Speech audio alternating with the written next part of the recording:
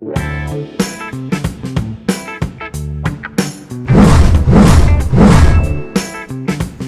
problem on rotating vessels. Basahin lang natin yung sample problem natin. The dimensions of an open cylindrical tank is given in the figures. Ito yung figure natin. Na-discuss natin yan mamaya. It is 2/3 full of water and rotated about its vertical axis at a constant speed of 100 RPM, or that's revolutions per minute. Determine the volume of spilled water. So, ito yung figure natin. Meron tayong dimensions na 2.4 meters yung height, tapos 1.2 meters yung diameter. Ito yung tubig, which is initially 2/3 full lang, no? So, that's 1.6 meter yung height niya. That's 2/3 ng 2.4 meters na height.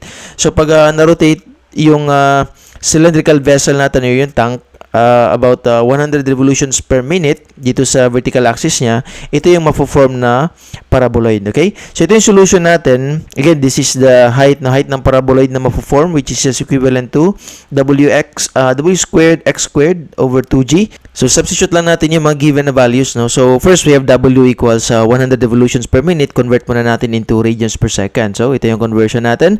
1 revolution is 2 pi, tapos 1 minute is 60 seconds. So, cancel dito si revolutions, magka-cancel din dito si minute. So, i-confirm lang natin yung 10.47 radians per second natin, no? So, that's 100 times 2 pi divided by 60. Confirm naman, no? 10.47 radians per second.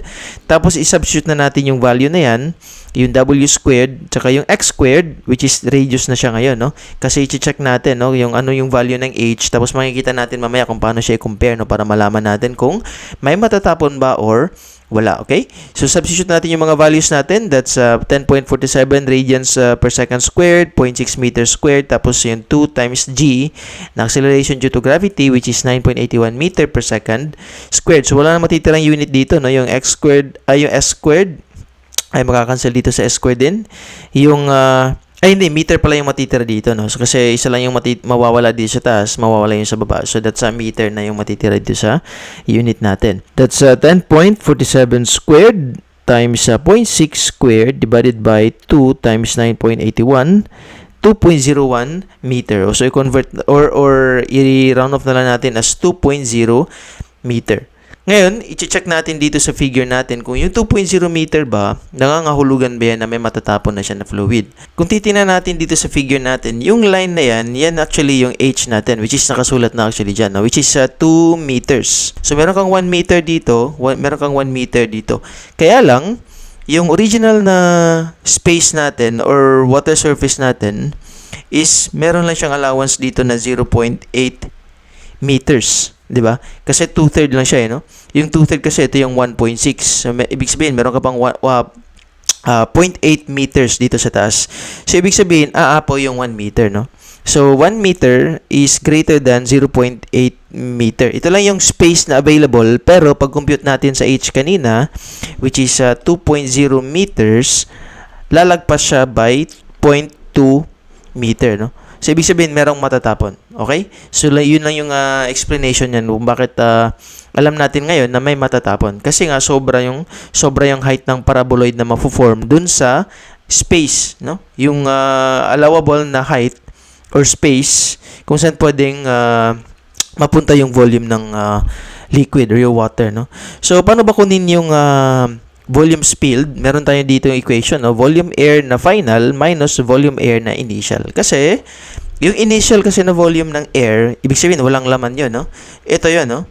Ito yung space na yun o yung volume na yun. Ngayon, pag-rotate natin at around 100 revolutions per minute, madadagdagan ngayon yung space ng air kasi nga merong matatapon na volume of water. So, ito na ngayon yung bagong volume ng air, no? So, walang laman yung part na to.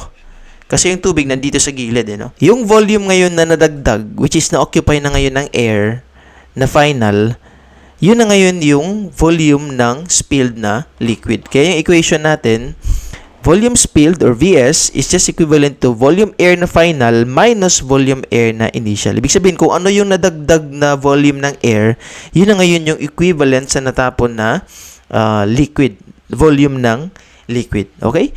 So, we have volume air is just the volume of the paraboloid. Na ito yung na-form natin na paraboloid. Ang equation ng volume ng paraboloid is 1/2 pi r squared h. Tapos ito naman, ito yung original, no? or initial na volume ng air, which is pi r squared h lang kasi cylinder lang, no?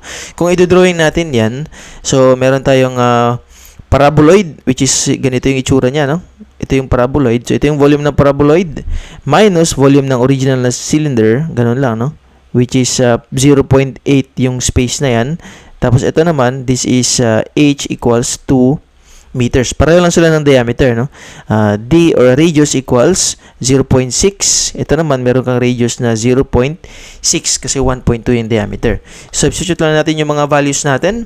So we have 1/2 pi 0.6 yung radius natin is squared, tapos h is 2 meters. Ito yung na-form na paraboloid kanina. And then we have the basic lang na equation ng volume ng cylinder, pi r squared h, 0.6 pa rin yung radius, tapos yung height na space, yung height ng space is 0.8 meters. So, confirm lang natin dito sa calculator natin. Makakancel actually yung 2 meters dito, no? Yan, so 1/2. So, meron ka lang pi times 0.6 squared. Dito tayo sa pi times 0.6 squared minus pi ulit, no? Pi times 0.6 squared times 0.8. So, that's 0.226 cubic meter, no? Meter yung magiging unit natin dyan, okay? So, this is your final answer. Ito yung volume na ngayon na matatapon from the cylindrical tank, which is rotated at 100 revolutions per minute. Okay? So, I think yun na yun para sa sample problem na to, no? Kung merong tanong or hindi masyadong malinaw yung pagka-discuss natin, comment lang sa comment section and i-address natin yan